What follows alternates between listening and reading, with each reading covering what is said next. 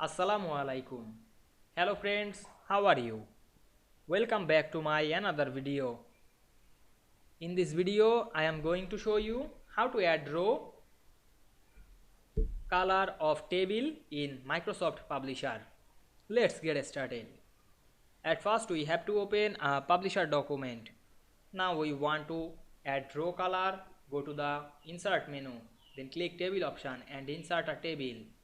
Now we want to add row color, select a row, click and drag on our mouse. Then go to the table design menu, then click fill drop down menu and choose any color. Then select the whole table and click the pen white, choose 3pt, then click the borders option, choose all border, then click outside of the table. Now we can see we add row color to this table very easily. I hope you enjoyed the video. Please like, comment, share and subscribe my channel. Thanks for watching.